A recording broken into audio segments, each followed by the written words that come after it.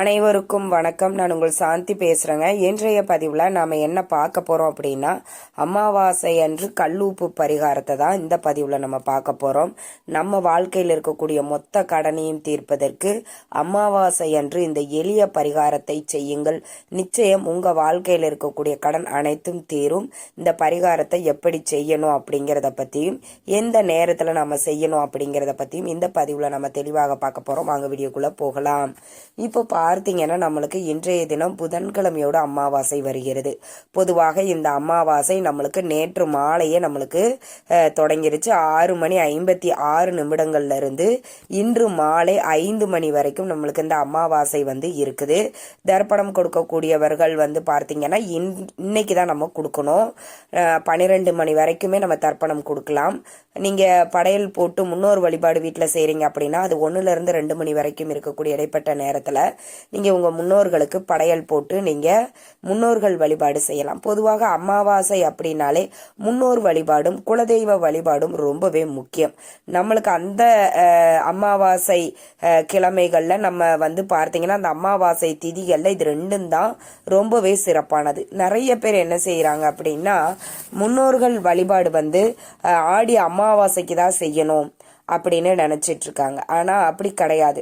முன்னோர் வழிபாடு நீங்கள் ஆடி அமாவாசை அப்போ ரொம்ப சிறப்பாக செய்தாலும் கூட ஒவ்வொரு மாத அமாவாசை அன்றும் நீங்கள் பெருசாக படையல் போடலைனாலும் பரவாயில்ல, உங்கள் முன்னோர்களுக்காக ஒரு தீபம் ஏற்றி வச்சுக்கோங்க. ஒரு மண் அகல் விளக்கு, அதில் நல்லெண்ணெய் தான் ஊற்றணும், நெய் ஊற்றக்கூடாது. பஞ்சுத்திரி போட்டு தெற்கு பார்த்து ஏற்ற வேண்டும். இது முன்னோர்களுக்காக நாம் ஏற்றக்கூடிய தீபம். அவர்கள் மேலோகத்தில் அவங்களுக்கு எல்லா வசதிகளும் கிடைக்கணும் அப்படிங்கிற மாதிரியான அவங்களை நினைத்து நாம் ஏற்றக்கூடிய தீபம் தான் இந்த முன்னோர்களுக்கான தீபம்.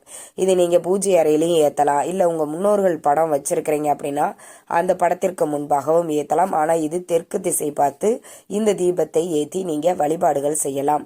அதே மாதிரி நீங்கள் படையல் போடணும் அப்படிங்கிற அவசியம் கிடையாது. ஏதோ ஒரு அமாவாசை நீங்கள் வச்சுருப்பீங்க. ஒன்று மகாலய அமாவாசை, ஆடி அமாவாசை அப்படின்னு தை அமாவாசை, இந்த மாதிரி நீங்கள் எந்த அமாவாசை வழிபாடு செய்வீங்களோ சிறப்பாக அதில் செஞ்சுக்கோங்க. மாதம் மாதம் வரக்கூடிய அமாவாசையில் நம்ம படையல் போட்டு எல்லாமே செய்ய முடியாது இல்லைங்களா? அப்போ நீங்கள் என்ன பண்ணுங்க, சாதம் செய்கிறீங்க இல்லைங்களா, அதில் கொஞ்சமாக எச்சில் படாமல் எடுத்துக்கொண்டு போய் உங்கள் முன்னோர்களை நினைத்து காகத்திற்கு வச்சிருங்க. அது உங்கள் முன்னோர்கள் அந்த காகத்தின் ரூபத்தில் சாப்பிடுவாங்க. இது ஒவ்வொரு மாதமுமே நீங்கள் இந்த ஒரு விஷயத்தை செஞ்சுட்டே வாங்க. இதில் முன்னோர்கள் சாபம் இருந்தாலும் சரி, இல்லை முன்னோர்கள் உங்கள் மேலே ரொம்ப கோபமாக இருக்கிறாங்க அப்படின்னாலும் கூட அது நிவர்த்தி ஆகிவிடும். நம்ம திதி தர்ப்பணம் வருடத்தில் ஒரு முறை கொடுத்தால் போதும். அதில் மகாலயபட்ச அமாவாசை, ஆடி அமாவாசை, தை அமாவாசை, இந்த 3 அமாவாசைகளில் நீங்கள் எதில் வேணாலும் ஒரு அமாவாசையில் செய்யலாம். இல்லை எங்கள் முன்னோர்கள் இறந்த அந்த திதியில தான் நாங்கள் செய்வோம் அப்படின்னாலும் பரவாயில்ல.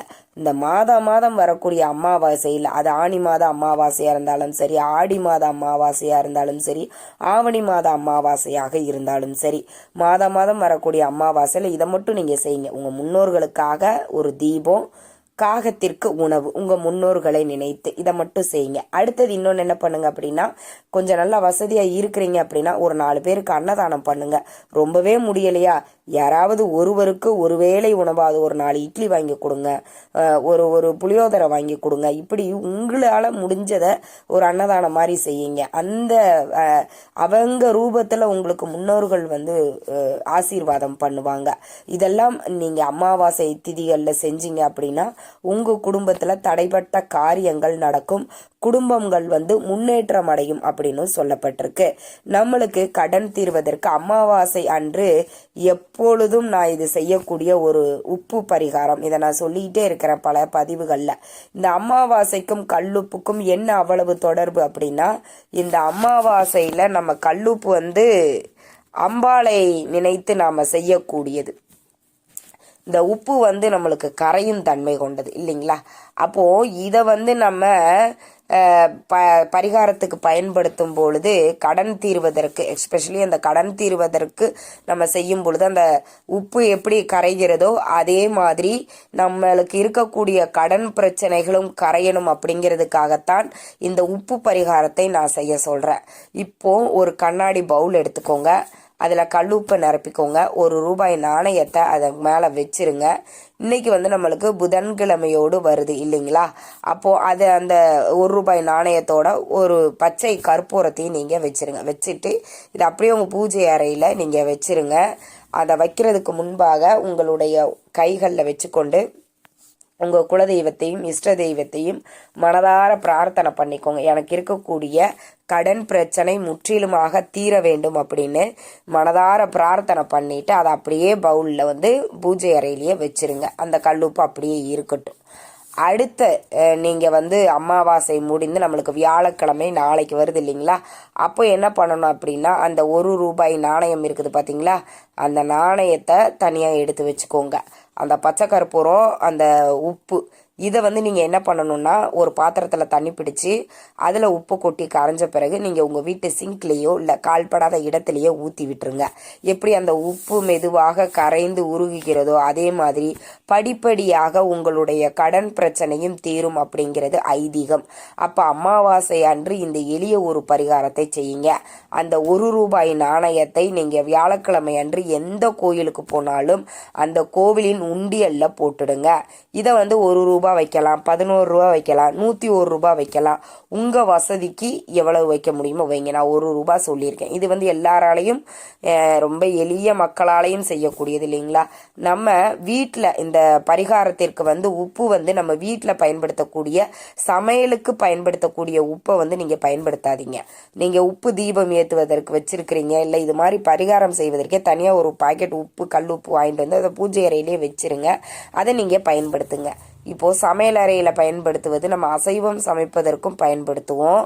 அப்போ அதை வந்து நீங்கள் பரிகாரம் செய்யும் பொழுது அது எந்த பலனுமே அளிக்காது இல்லைங்களா? அதனால தான் பரிகாரத்திற்கு தனியாக ஒரு உப்பு பாக்கெட் நான் வாங்க சொல்கிறேன். அப்படி அந்த உப்பை வந்து நீங்கள் செய்யும் பொழுது தான் முழு பலனும் வந்து உங்களுக்கு வந்து கிடைக்கும். கண்டிப்பாக அமாவாசை அன்று இந்த எளிய உப்பு பரிகாரத்தை வந்து செஞ்சு பாருங்களேன்.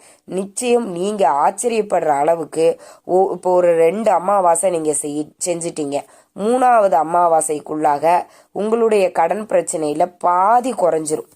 நான் சொல்வது கண்கூடான உண்மை. பல பேர் வாழ்க்கையை மாற்றக்கூடிய ஒரு அதிசயமான ஒரு பரிகாரம். ரொம்ப எளிமையானது. நம்ம வீட்டில் இருக்கக்கூடிய கல்லுப்பை வச்சு நம்ம செய்ய போகிறோம். ₹1 நாணயம் அப்படிங்கிறது எல்லாருக்கிட்டையுமே இருக்கக்கூடியது தான். இதை செய்வதற்கு ஒரு பண விரயமோ நேர விரயமோ எதுவுமே கிடையாது.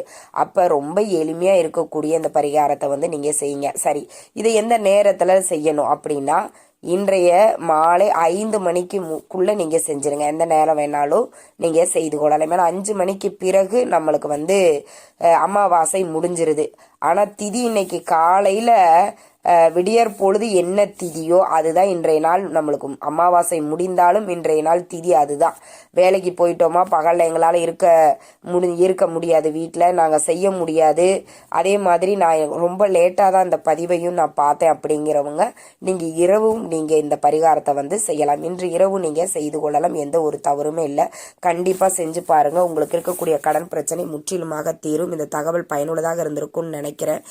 வீடியோ பிடிச்சிருந்தா லைக் பண்ணுங்கள், ஷேர் பண்ணுங்கள், கமெண்ட் பண்ணுங்கள். நன்றி, வணக்கம்.